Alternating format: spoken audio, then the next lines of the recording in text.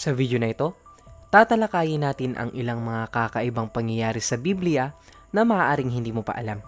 Bagamat pamilyar na tayo sa mga kwentong tulad ng baha ni Noah, paghahati ng Red Sea ni Moses, at mga himala ni Jesus sa bagong tipan, may mga pangyayari pa na talagang kahanga-hanga at kakaiba. Simulan na natin ang pagtatalakay sa mga kwentong ito. Inatake ng oso ang mga kabataan. Nang panahon ni Elisha na isang propeta, may mga kabataang lumabas at kinutya siya. Basahin natin ang 2 Kings chapter 2 verse 23 to 24. Mula sa Jericho pumunta siya sa Bethel. Sa daan, may mga kabataan na lumabas mula sa bayan at pakutyay sinabi sa kanya, "Pumanhi ka rito, kalbo." Nilingon niya ang mga kabataang iyon at isinumpa sila sa pangalan ni Yahweh.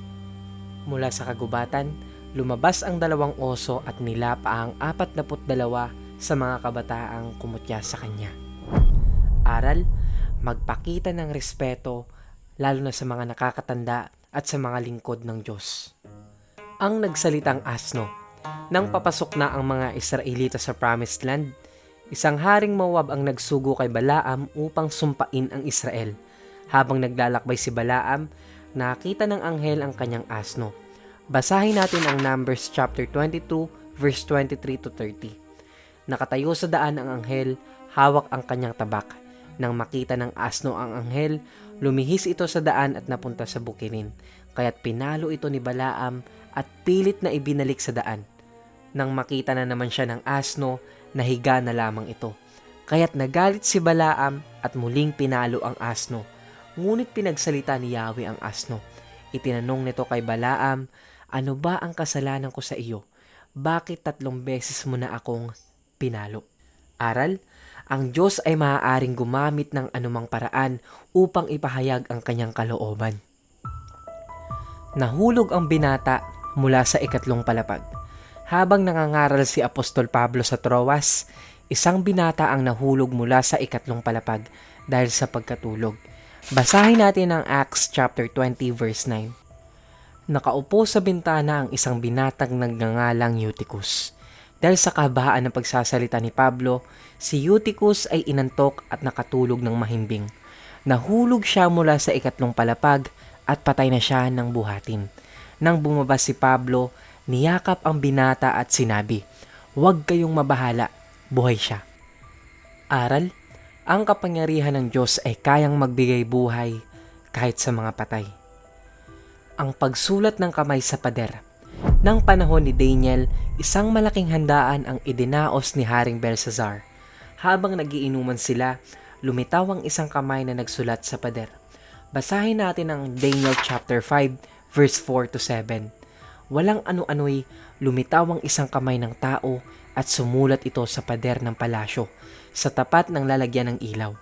Nakita ito ng hari, nangatog ang kanyang mga tuhod at nanlumo sa matinding takot.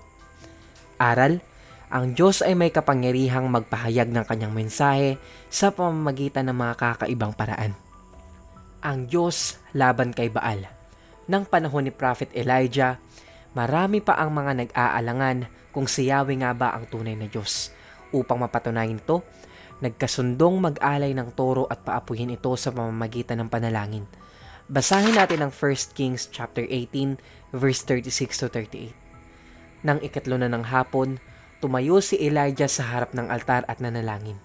"Yahweh, Diyos ni Abraham, Isaac at Jacob, patunayan po ninyo ngayon na kayo ang Diyos ng Israel.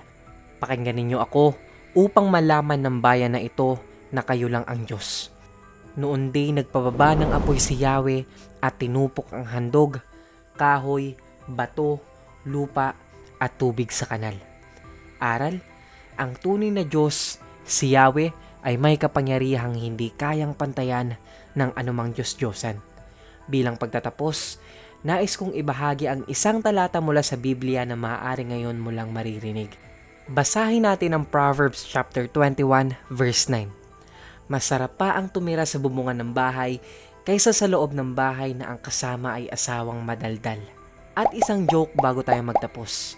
Ano ang pinakamahirap na pinagawa kina Eva at Adan? Ang sagot, multiply. 'Di ba sa math, mahirap mag-multiply? Salamat sa inyong panonood. Patuloy kayong pagpalain ng Diyos at huwag kalimutang magbasa ng Biblia at magdasal. Mag-ingat kayo palagi.